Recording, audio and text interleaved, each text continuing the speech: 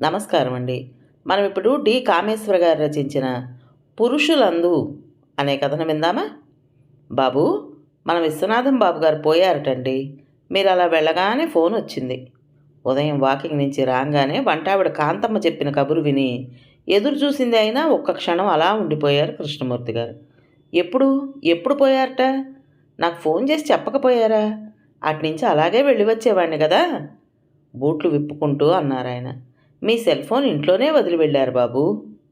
సరే, కాఫీ ఇవ్వండి, అలా వెళ్ళొస్తాను. దహన కార్యక్రమం ఎప్పుడు చేస్తారో మరి అంటూ లోపలికి వెళ్ళి వాకింగ్ డ్రెస్ మార్చుకుని కాఫీ తాగి బయలుదేరారు ఆయన.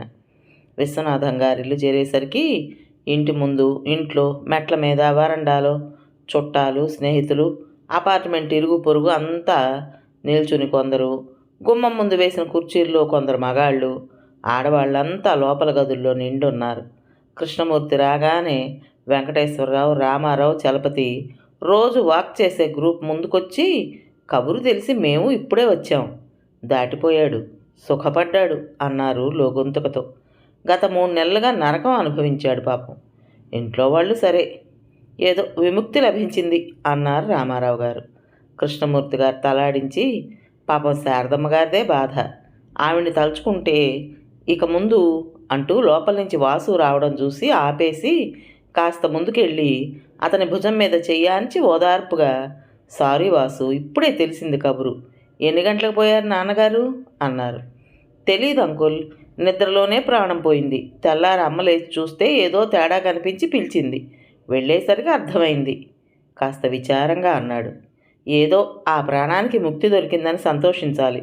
మంచాన కోమాలో ఉండి ఎన్నాళ్ళుండేం లాభం? భుజం తడుతూ, ఇక ముందు జరగాల్సినవి చూడు బాబు. మీ అక్కలిద్దరూ వచ్చారా? పెద్దక్క ముందే వచ్చుంది. చిన్నక్క ట్యాక్సీలో బయలుదేరింది. 2 గంటల్లో వచ్చేస్తుంది. 11 గంటలకి కార్యక్రమం పూర్తి చేస్తాం వాసు చెప్పి లోపలికి వెళ్ళాడు. లోపలికి వెళ్ళి ఆవిడ్ని చూసొచ్చేశారా మీరు? కృష్ణమూర్తి అడిగారు. ఏది, మేము ఇప్పుడే వచ్చాం. లోపలంతా ఆడవాళ్ళు ఉన్నారు. మనం వెడితే బాగుంటుందా ఇప్పుడు? వెంకటేశ్వరరావు అన్నారు. బాగుండడానికి ఏముంది? సానుభూతి చూపాల్సింది ఆవిడకే కదా. గత 10 ఏళ్లుగా పరిచయం. పదండి, ఆవిడ్ని పలకరించొద్దాం. నలుగురు లేచి లోపలికి నడిచారు. ఆడవాళ్ళు కాస్త తప్పుకుని దారిచ్చారు. ముందు గదిలో నేల మీద శవాన్ని పడుకోబెట్టారు. తల దగ్గర దీపం ప్రమిద, పక్కన తులసి చెట్టు. సన్నగా టేప్ రికార్డులోంచి భగవద్గీత వినిపిస్తోంది. ఆ గదికి ఆనుకుని ఉన్న పక్క గదిలో గోడకు ఆనుకుని శారదమ్మ శోకదేవతలా కూర్చుంది. అసలే బక్కపల్చని మనిషి. గత 3 నెలలుగా భర్త సేవలో మానసిక దిగులతో మరింత చిక్కి శల్యమై బుగ్గలు, కళ్ళు లోతుకుపోయి ఏడ్చి వాచిన కళ్ళతో ఉన్న ఆవిడని చూసి నలుగురు నమస్కరించారు. వాళ్ళని చూసిన ఆవిడ కళ్ళు మళ్ళీ నిండాయి. మీరింకా బాధపడకూడదు. నరకం నుంచి ఆయనకు విముక్తి కలిగిందని సంతోషించాలి కృష్ణమూర్తి ఓదార్పుగా అన్నారు.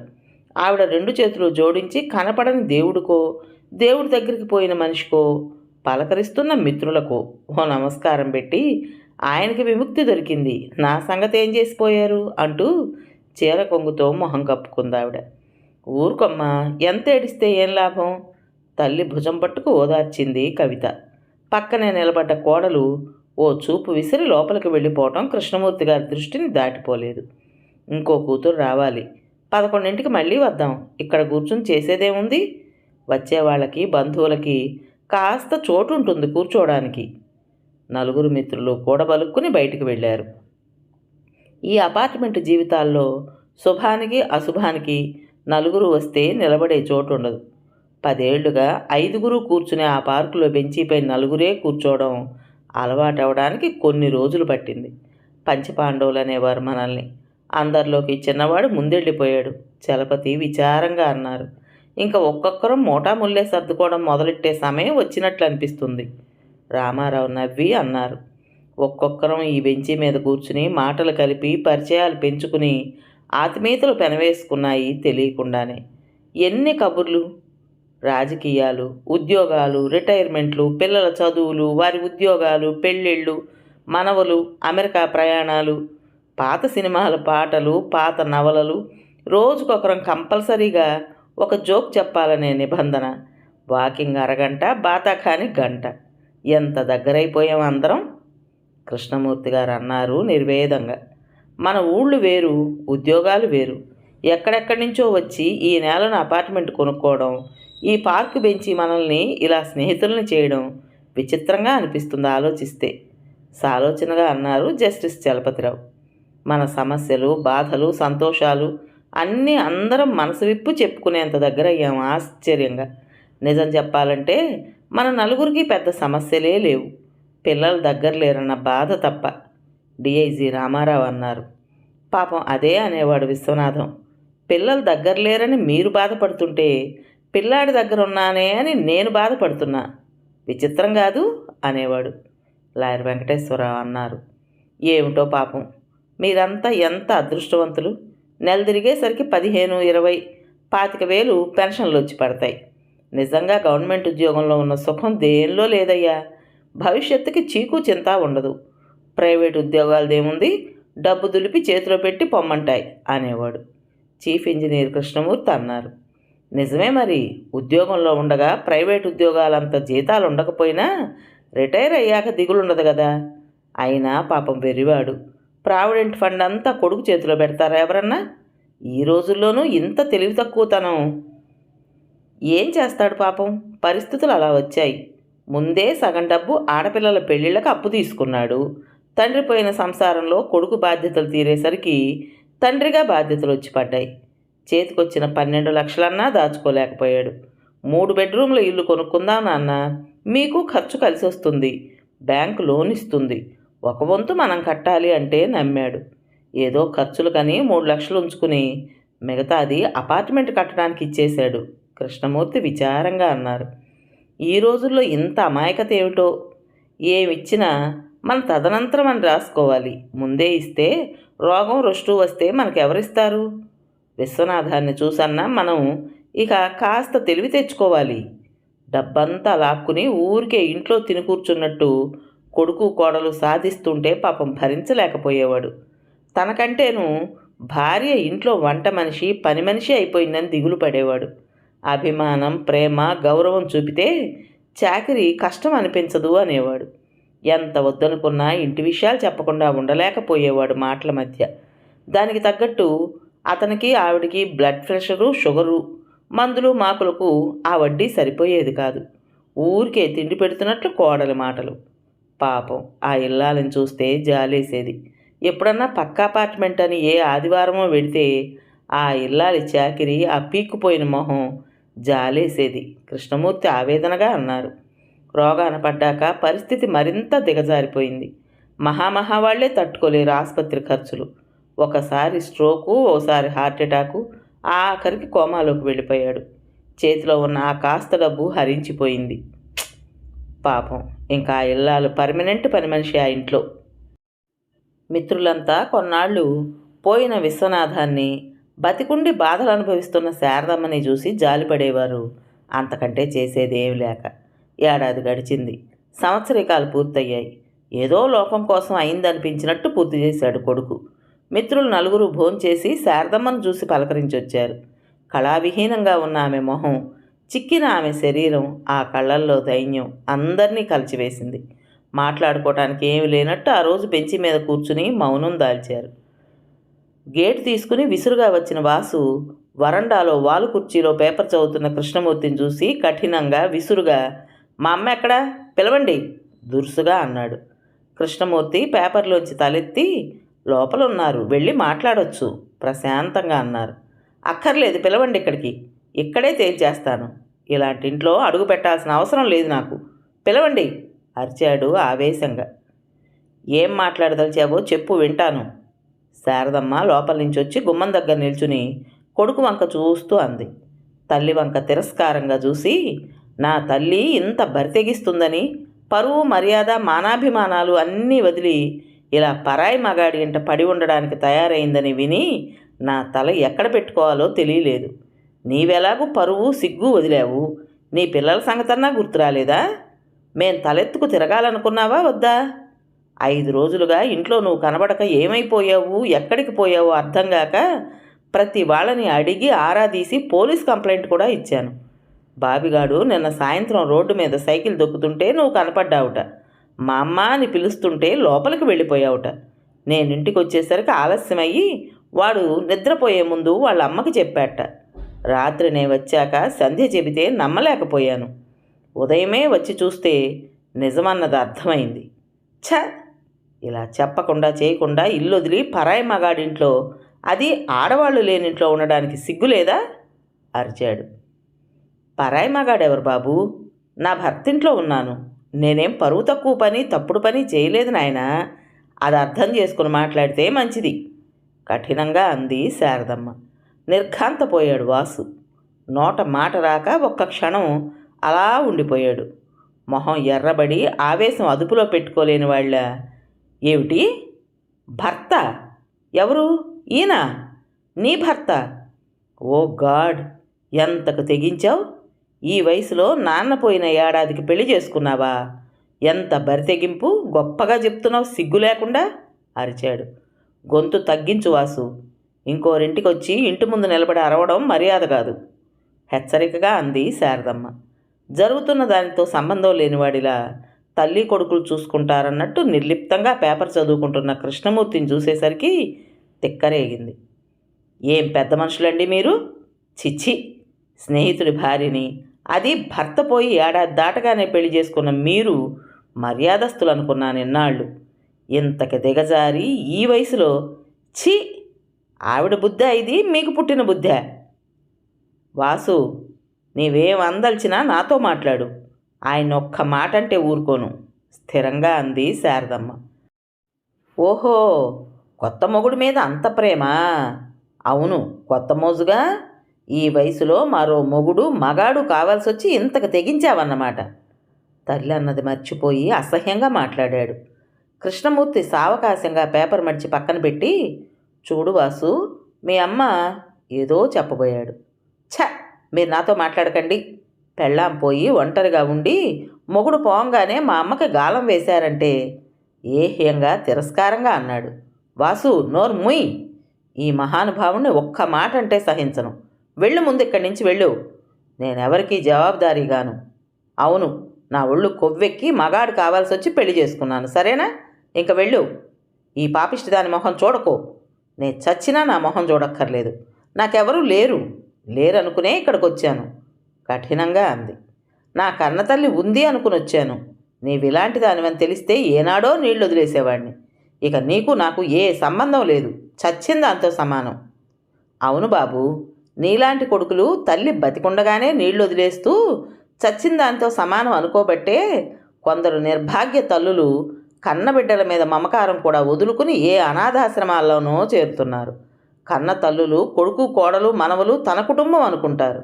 కొడుకులు భార్యాబిడ్డలు మాత్రమే తమ కుటుంబం అనుకునే పరిస్థితికి వచ్చాక ఇంకా ఆ తల్లి ఏం చేస్తుంది? గొడ్డు చాకిరీ చేసినా ఊరికే తినిపోతుందని ఏడ్చే పరిస్థితి వచ్చాక అది భరించలేని తల్లి తన దారి తను చూసుకుంటుంది. అంటే ఇంట్లో పని బాట చేయటం గొడ్డు చాకిరా? కొడుకు ఇంట్లో ఉంటూ కాస్త పని చేయడం, మనవల్ని చూసుకోవటం కూడా గొడ్డు చాకిరీ చేయించినట్ట? ఇద్దరం ఉద్యోగం చేస్తున్నాం. తల్లివి ఆ మాత్రం ఇల్లు పిల్లల్ని కనిపెట్టుకుని ఉండడం బాధలు పెట్టడమా? ఆవేశంగా అరిచాడు. తల్లికి పిల్లల బాధ్యత బరువు కాదు. పిల్లల బాధ్యతలు తీరిన ముది వయసులో తలకి మించిన భారాన్ని తల్లి తలకెత్తితే మోయలేదన్నది మీకు అర్థం కాదు. ఇంట్లో పడి ఊరికే తింటుంది, ఆ మాత్రం చేయదా అని మీకు అనిపిస్తుంది. శక్తికి మించిన బరువు మోయటానికి కాస్తంత ప్రేమ, ఆదరణ, గౌరవం ఉంటే ఏదో విధంగా బరువు లాగ్గలరు. అది లేనినాడు జీవచ్ఛవాలు అవుతారు. నాలా గతి లేని వాళ్ళు ఏ అనాథాశ్రమాలనో వెతుక్కుంటారు. ఆ స్థితి నాకు పట్టకుండా ఏ దేవుడో కరుణించి ఈయన రూపంలో నన్ను ఆదుకున్నారు. బాబు, ఈ శేష జీవితం ఈ నీడను ప్రశాంతంగా బతకని. ఇంక వెళ్ళు, నీకు నమస్కారం. చేతులు జోడించి అంది శారదమ్మ. కొడుకు చూడలేదని చెప్పి నాటకాలు ఎందుకు? డబ్బు దస్తం ఉన్నాయని పట్టావుగా తెలివిగా, అక్కసుగా అన్నాడు. శారదమ్మ నవ్వింది. పోనీ అలాగే అనుకో అంది ప్రశాంతంగా. నీ బాధ నాకు అర్థమైంది బాబు. జీతం బత్యం లేని నమ్మకమైన పని మనిషి చేజారిపోతే కష్టమే మరి అంది గుంభనంగా. తల్లి వంక కొరకరా చూసి, కృష్ణమూర్తి వంక అసహ్యంగా చూసి విసవిస వెళ్ళిపోయాడు. మిమ్మల్ని ఇద్దరిని అర్జెంటుగా ఎందుకు పిలిపించానో ఈ పాటికి అర్థమై ఉంటుంది మీకు. ఇక్కడ జరిగిన విషయం ఎవరినోటో వినడం కంటే నేనే చెబితే మంచిదని పిలిచాను. కృష్ణమూర్తి కొడుకు విశాలు, కూతురు సుమని గదిలోకి పిలిచారు మాట్లాడటానికి. ఇదంతా ఏమిటి డాడీ? ఈ వయసులో ఇదంతా అవసరమా మీకు? నలుగురు నోళ్లలో పడి పరువు పోగొట్టుకోవడం, ఆవిడ కొడుకు మీ గురించి ఊరు వాడ చెడుగా చెప్పడం, ఛ, నాకు చాలా ఎంబ్రాసింగ్గా అనిపించింది. విశాల్ నిష్ఠూరంగా అడిగాడు. డాడీ, మా ఆయన మీ గురించి హేళనగా మాట్లాడుతుంటే తలదించుకున్నాను. డాడీ, మాకు తెలుసు అమ్మ పోయాక మీరు ఒంటరితనం ఫీల్ అవుతున్నారు. కానీ ఈ 70 ఏళ్ల వయసులో ఓ ముసలావిడ్ని, అది ఓ స్నేహితుడి భార్యని పెళ్ళాడటం ఎంత చీప్గా, ఎంత అసహ్యంగా అనిపిస్తుందో తెలుసా? మీకు తోడు అవసరం అనుకోవచ్చు. మీ పిల్లలు, మీ మనవలు సమాజం ముందు మీరు ఎంత చులకనవుతారన్నది ఆలోచించొద్దా డాడీ? మీ పట్ల ఉన్న గౌరవం, అభిమానం ఈ ఒక్క చర్యతో తుడిచిపెట్టుకుపోయింది. నిష్ఠూరంగా, విరక్తిగా అంది సుమ మొహం చిట్లించి. కృష్ణమూర్తి గారు వారిద్దరిని వారిస్తూ, తెలుసమ్మా, మీరంతా నా గురించి ఏమనుకుంటారో ఊహించలేనంత వెర్రివాడిని కాను, చిన్నవాడిని కాను. ఇది నాకు ఆడతోడు కావాలని, ఈ వయసులో ముచ్చట్లు కావాలని చేసుకున్న పెళ్ళి కాదు. మీ అమ్మ పోయిన ఈ 10 ఏళ్లలో ఈ ఒంటరితనానికి అలవాటు పడి నాకంటూ కొన్ని వ్యాపకాలు, నచ్చిన కాలక్షేపాలు ఏర్పరచుకున్నాను. కాంతమ్మ గారి ధర్మమా అని ఇంట్లో తిండికి ఏమీ ఇబ్బంది లేదు. మరెందుకు ఇలాంటి పని చేసి నలుగురి చేత అనిపించుకోవడం? కొడుకు నిలేశాడు. ఎందుకంటే ఆ ఇల్లాలిని ఆ నరకంలోంచి తప్పించి, ఆదుకుని, ఆదరించి ఆవిడ శేష జీవితం మనశ్శాంతిగా బతకడానికి ఓ తోవ చూపాలని. లోకంలో మొగుడుపోయి ఇంతకంటే దుర్భర స్థితిలో దారిద్ర్యంలో మగ్గుతున్న ఆడవాళ్ళు చాలామంది ఉంటారు. దానికోసం మీరు ఇలాగ నలుగురు నోళ్లలో పడి. మధ్యలోనే అరిచాడు కొడుకు. లోకందేముంది, 4 రోజులు అంటుంది, అలవాటైతే వాళ్లే నోరు మూసుకుంటారు. నిజమే, లోకంలో శారదమ్మ లాంటి వాళ్ళు చాలామంది ఉండొచ్చు. కానీ నా కళ్ళ ముందు నాకు తెలిసిన నా స్నేహితుడి భార్య కన్న కొడుకింట్లో హీనంగా బతుకుతూ అనాదరణకి, అవమానాలకి గురవుతుంటే చూశాక ఆ దయనీయ స్థితి నుంచి తప్పించాలని, ఆవిడకి ఓ కొత్త జీవితం, కొత్త ఆశ, బతుకు మీద అనురక్తి, శేష జీవితాన్ని ప్రశాంతత, భద్రత కల్పించాలని. ఇంకా ఆమెకి 63 ఏళ్ళు. ఇంకా ఈ అనారోగ్య జీవితంతో, బండెడు చాకిరీతో ఇంటి బాధ్యత మోస్తూ చాకిరీ చేసినా ఆదరణ, గౌరవం, అభిమానం లేని చోటుండి బతుకేడ్చలేదని ఆమెకు అండగా నిలవాలని ఈ పని చేశాను. మిత్రుడి ఆత్మ సంతోషించాలని. ఆవిడ పరిస్థితికి డబ్బు సాయం చేసి ఆదుకోవచ్చు. దానికోసం పెళ్లి చేసుకోవాలా? నలుగురు నోళ్లలో పడాలా? కూతురు నిలేసింది. అవును, ఆవిడికి ఆర్థిక సాయం చేయొచ్చు, మందులవి కొనివ్వచ్చు, కొడుకు అన్నాడు. విశాల్, నీకు లోకం సంగతి తెలీదు. ఒక అయినింటి ఆవిడ పరాయి వాళ్ళ నుంచి డబ్బు తీసుకుంటుందా? అభిమానవతి అయిన ఆమె పరిస్థితికి తలొగ్గి తలవంచినా ఆ కొడుకు, కోడలు ఇది తెలిస్తే ఆమెను బతకనిస్తారా? 1కి 2 సార్లు మోయలేని బరువులతో నడవలేక నడుస్తూ నీరసంగా కనిపించిన ఆవిడ సంచులు ఇంటి వరకు తెచ్చిపెట్టినందుకు ఆ ఇల్లాలు మొహమాట పడిపోయింది. అది చూసి కోడలు మూతి తిప్పింది.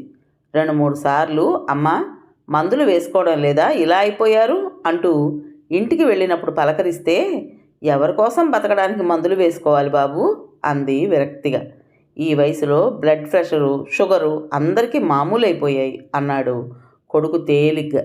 ఓసారి దుకాణంలో కనిపిస్తే, అమ్మా, విశ్వనాథం నా స్నేహితుడు, ఎప్పుడూ మీ గురించే దిగులు పడేవాడు. మీరిలా ఉంటే అతని ఆత్మ క్షోభిస్తుంది. బతికినన్నాళ్ళు ఆరోగ్యంగా ఉండాలి కదమ్మా. మంచాన పడి అతను ఎంత నరకం అనుభవించాడో చూశారుగా. కాదనకండి, ఈ మందులు వేసుకోవాలి అంటూ మందులు కొని బలవంతంగా చేతిలో పెడితే ఆవిడ పాపం ఎంత ఇబ్బంది పడిందో. ఇంటికి వెళ్ళాక మందులు చూసి కోడలు నిలేసిందట. ఇలాంటి పరిస్థితిలో ఆవిడ్ని రోడ్డు మీద పలకరించిన, ఇంటికెళ్ళి సానుభూతి చూపాలన్నా ఆర్థికంగా ఆదుకోవడం సాధ్యపడుతుందా? బాగుంది, ఎవరికోసమో జాలి, సానుభూతితో ఇలాంటి పని చేసి మా అందరికీ తలవంపులు కలిగించారు. మేమందరికీ ఏం సమాధానం చెప్పుకోవాలి? కూతురు తిరస్కారంగా అంది. ఆవిడ ఆర్థిక సాయం అందుకోవడానికే ఇబ్బంది పడిందేమో, మరి ఏకంగా ఈ వయసులో పెళ్లి చేసుకోవటానికి ఎలా ముందుకొచ్చిందో. మీ ఆస్తి, అంతస్తు చూసి మిగతా జీవితం సుఖంగా గడిచిపోతుందని ఒప్పుకుందేమో, విశాల్ హేళనగా అన్నాడు. నాన్నగారి ఇల్లు, వాకిలి, డబ్బు సొంతం అవుతుంది కదా పెళ్ళాడితే. ఊరికే ఓ 1000 2000 పుచ్చుకుంటే ఏం లాభం? అసలుకే వేసింది పన్నాగం వ్యంగ్యంగా అంది కూతురు. కృష్ణమూర్తి ఇద్దరి వంక కోపంగా చూశాడు. దయచేసి అలా అసహ్యంగా ఆ ఇల్లాలని అవమానపరచకండి. ఇందులో ఆమె ప్రమేయం లేదు. ఆ విషయం మీకు స్పష్టంగా చెప్పడానికే పిలిచాను. ఈ ఆస్తి, ఈ ఇల్లు, నా డబ్బు దశకం మీకు చెందాల్సినవి. నా తదనంతరం అన్నీ మీకే చెందుతాయి. ఆ విషయంలో మీకేం భయం వద్దు. నేను లేని మరుక్షణం ఆమె ఈ ఇంట్లో ఉండదు. నేనెన్నాళ్ళు ఉంటానో నాకు తెలీదు. నా తదనంతరం ఆవిడకి దక్కేది నా పెన్షన్ మాత్రమే. నా తర్వాత పెన్షన్ కేవలం భార్యకి ఇస్తారు తప్ప పిల్లలకి ఇవ్వరు కదా, అది ఆవిడకి చెందుతుంది. ఈ రోజున నాకు 25,000 పైన పెన్షన్ ఉంది. తర్వాత అందులో సగం ఆవిడకి వెళుతుంది. నా తరువాత ఓ ఓల్డేజ్ హోమ్కి ఆమె వెళ్ళి ఆ డబ్బుతో ఆవిడ సుఖంగా బతికే ఏర్పాటు చేశాను. భర్తకు పెన్షన్ లేని ఉద్యోగం అవడం వల్ల తెలివి తక్కువగా ఉన్న డబ్బు ముందే కొడుక్కి ఇచ్చుకుని పూర్తిగా వాళ్ళ దయాధర్మాల మీద ఆధారపడి హీనంగా బతుకుతున్న ఆమెకి ఓ బతుకు చోటు చూపడానికే ఈ పెళ్ళి. కేవలం ఆమెకి నా పెన్షన్ ఇప్పించడానికే ఈ పెళ్ళి. ఆవిడ ముందు అసలు ఒప్పుకోలేదు. నేను, నా మిత్రులు ఈ ఆలోచన చెప్పి ఒప్పించడానికి చాలా అవస్థపడ్డాం. ఆ నరకం నుంచి బయటపడడానికి మాకు తోచిన మార్గం ఇది. లోకం గురించి ఆలోచనొద్దు. బతికిన 4 రోజులు మీరు ప్రశాంతంగా బతకండి అని బలవంతంగా ఒప్పించాం. ఆవిడ నాకు తోబుట్టు లాంటిది. అందుకే శాస్త్రోక్తంగా ఏ గుళ్ళో పెళ్ళో కాకుండా రిజిస్టర్ పెళ్లి చేసుకున్నాం. అధికారికంగా ఈ ఇంట్లో ఆమె ఉండేందుకు ఈ ఏర్పాటు. కాస్తంత ఆశ్రయం కల్పించడానికే. ఇదేదో ముందే మాకు వాళ్ళ పిల్లలకి చెబితే ఇంత గోల అపార్థాలు ఉండేవి కావు కదా. కొడుకు కాస్త చల్లబడి అన్నాడు. ముందు చెబితే కొడుకు అడ్డుపుల్లలు వేసేవాడు. అంతేగాక పెన్షన్ కోసం ఈ పెళ్లి జరిగిందన్నది ఈ నోట ఆ నోట అందరికీ తెలిస్తే మరికొందరూ ఇలా చేయొచ్చు. దీంతో ప్రభుత్వం ఇది అరికట్టడానికి ఏమన్నా కొత్త రూల్స్ పెట్టచ్చు. కేవలం పెన్షన్ కోసం పెళ్ళి అంటే పెన్షన్ నిరాకరించవచ్చు. అందుకని నేను, నా స్నేహితులు చాలా రహస్యంగా ఈ ఏర్పాటు చేశాం, ఎవరికీ తెలియనివ్వకుండా. మీరు దయచేసి ఈ విషయం గురించి నోరిప్పవద్దు. ఆవిడ నోటి ముందు కూడు పడగొట్టొద్దు. అందుకే మిమ్మల్ని ఇలా వేరే పిలిచి విషయం చెప్తున్నాను. ఆవిడ మీద కరుణ చూపండి. నేను కోరేది ఇంతే. చేతులెత్తి నమస్కారం చేసి అన్నారు. ఆ క్షణంలో తమ ఊహకందనంత ఎత్తెదిగిపోయిన తండ్రి మొహం చూడలేక తలలు దించుకుని నిశ్శబ్దంగా ఆ గదిలోంచి వెళ్ళిపోయారు ఇద్దరు. కథ పేరు పురుషులందు. రచించిన వారు డి. కామేశ్వరి గారు. విన్నారు కదండి. మరి ఈ కథ మీకు నచ్చిందా? నచ్చితే లైక్ చేసి మరో నలుగురికి షేర్ చేయండి. అలాగే కొత్త వాళ్ళు కనుక మన ఛానల్ చూస్తున్నట్టయితే తప్పకుండా సబ్స్క్రైబ్ చేసుకోండి. మరి ఇంత మంచి కథను మనకి అందించిన రచయిత్రి గారికి మనందరి తరపున ధన్యవాదాలు తెలుపుకుంటూ రేపు మరో మంచి కథతో మీ ముందుకు వస్తాను. అప్పుడు దాకా ఉంటానండి.